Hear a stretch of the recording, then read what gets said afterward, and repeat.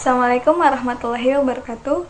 Hello everyone, I'm Yulita Amalia Dwandari from the third group with Melawati, Ajeng Bella Septi Fauzi, Cintan Sri, and Nurul Hoirunisa.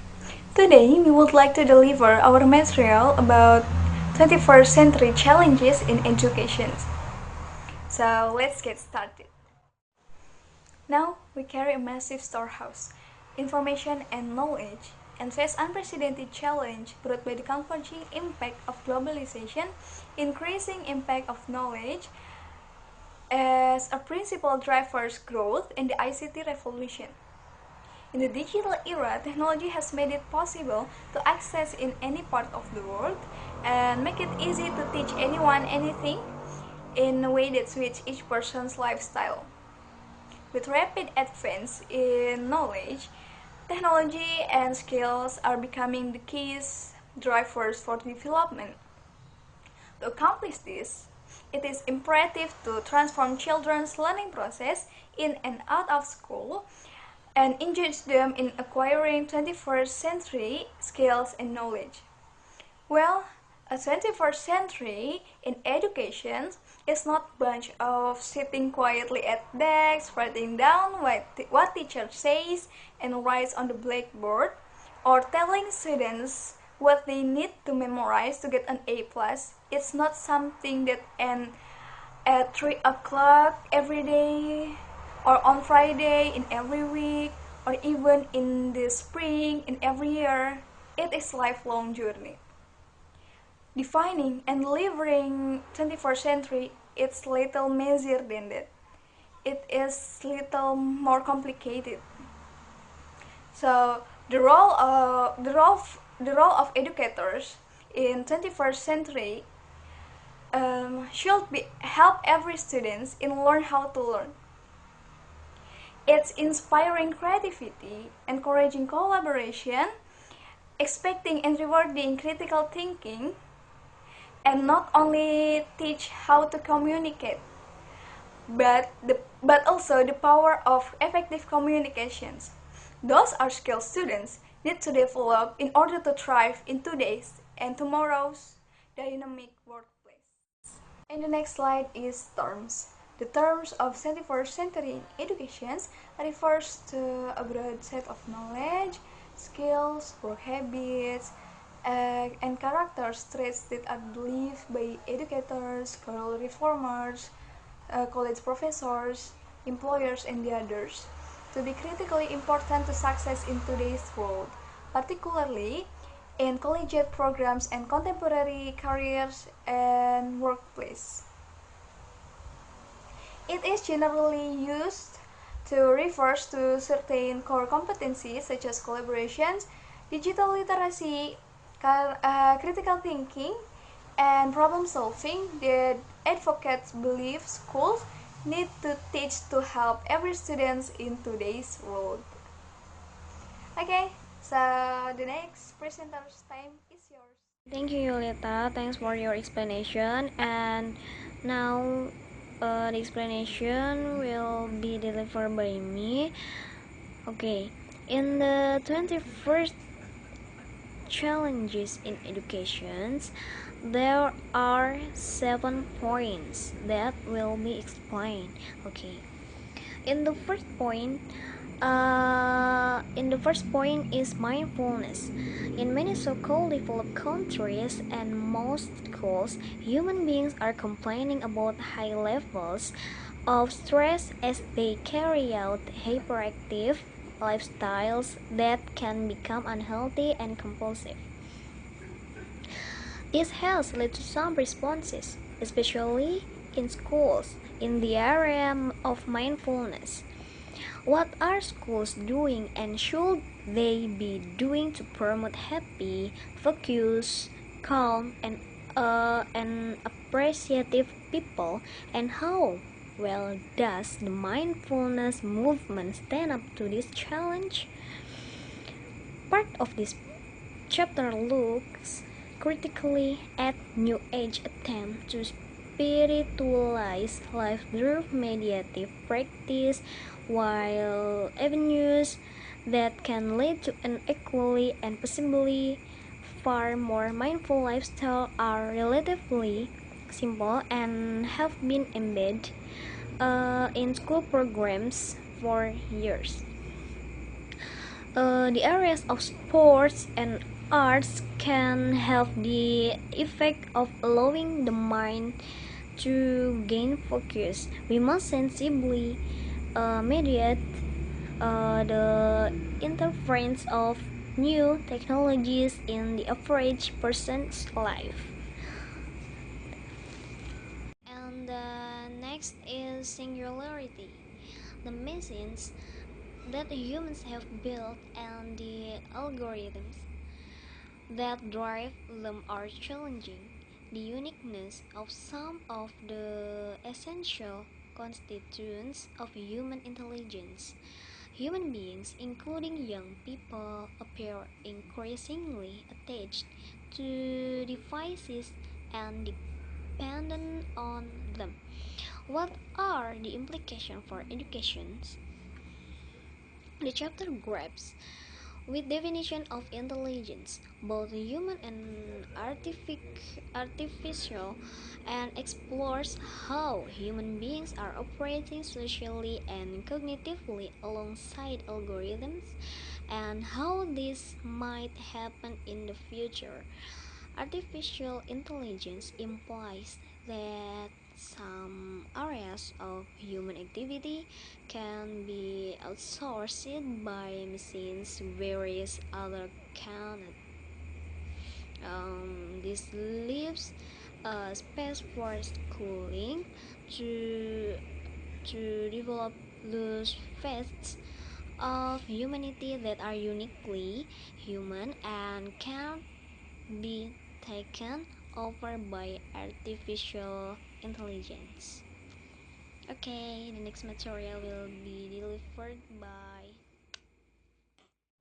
Okay, I am Cintansri as a third presenter, and I will explain about Education Challenge 3 and 4, Terrorism and Sustainability. International terrorism has become a global problem. Few societies feel entirely sheltered from the risk of an attack. How can schools work with young people to face the problem of terrorism and reduce it? An educational approach to terrorism must incorporate not only awareness of what terrorism is and why it exists, but the more subtle underpinning areas of identity and faith that are ultimately determining factor in the conversion of moderate people into terrorists. Considering to the PPT, I argue that the spiritual vacuum created by a secular Western approach to life, if left unattended, can be colonized quite easily by fundamentalists. Uh, on the side of victims or potential victims of terrorism, the chapter discusses steps that institutions can take to enhance uh, security and uh, support and community with coping mechanism in the aftermath of an attack.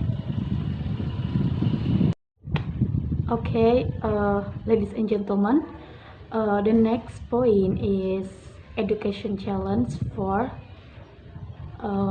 sustainability. We are depleting the planet's biocapacity at an exponential rate.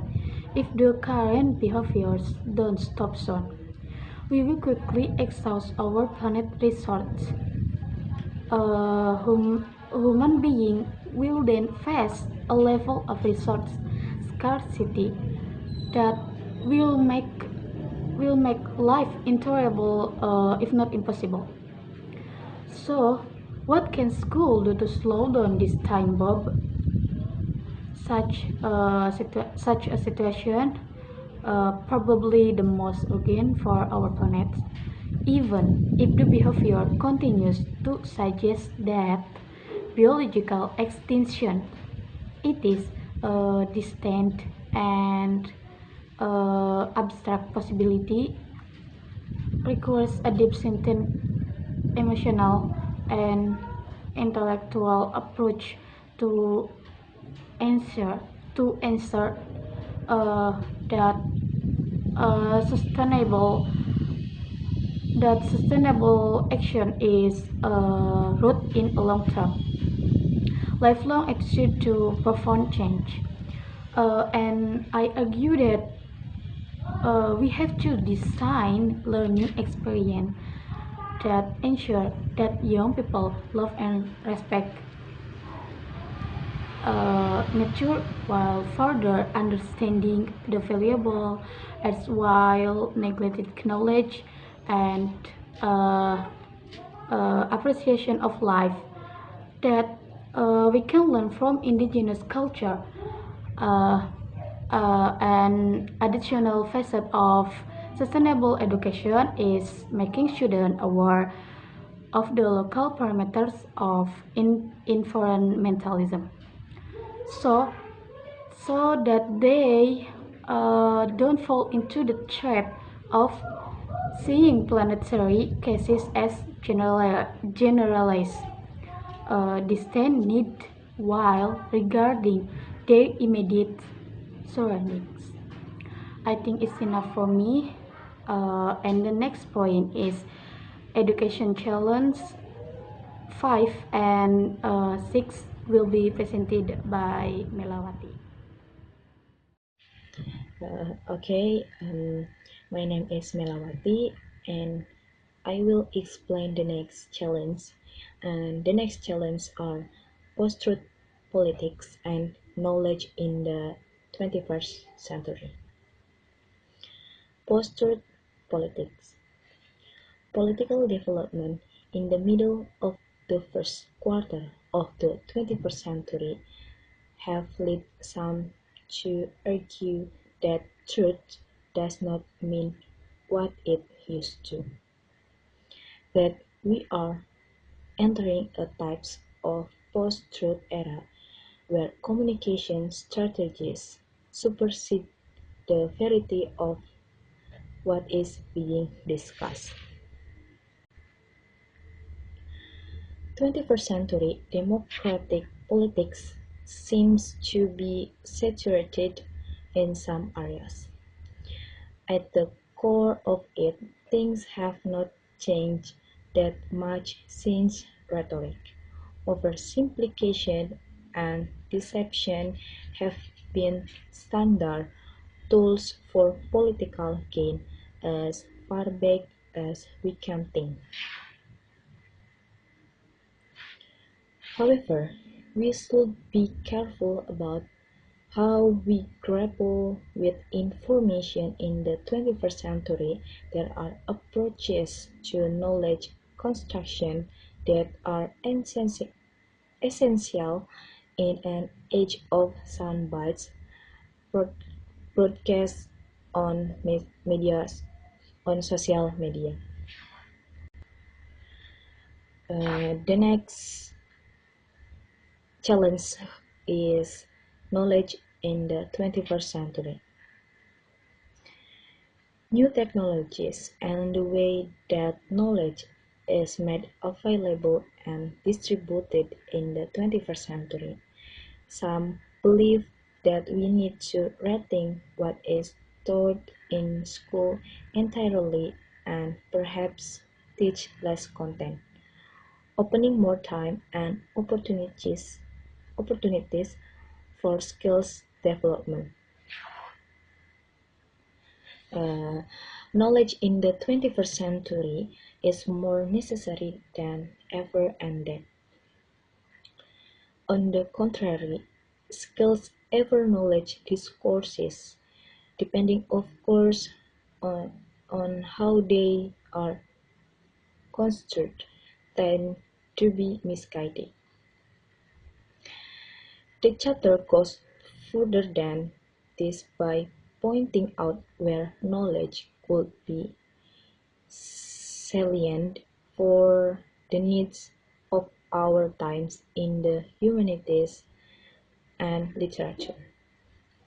I think enough from me. Thank you for your attention. The character. Today's world is fast-changing and uncertain, therefore requires a particularly developed level of resolve and sturdiness. You can determine character through three core concepts: discipline, ethics, and emotional intelligence. So, at the core of any response to the global challenge that faces us is the question of a person's character, the moral fibre that will determine the scope and style of their response to any given situation. Today's world is fast changing and uncertain and therefore requires a particularly developed level of resolve and three concepts such as discipline, ethics, and emotional intelligence.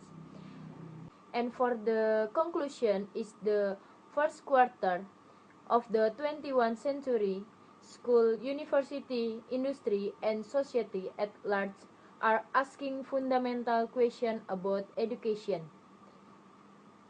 Whether you like it or not, we are in a paradigm shifting age. Technological, demographic, social, environmental, economic, and political shifts are education. Whether you like it or not, we are in a paradigm shifting age. Technological, demographic, social, environmental, economic, and political shifts are forcing us to redefine what our educational structure should be. So that is an explanation about the 21st century challenge in education. So I hope you can understand where I said, and that's all from us. Thank you for your attention. Wassalamualaikum warahmatullahi wabarakatuh.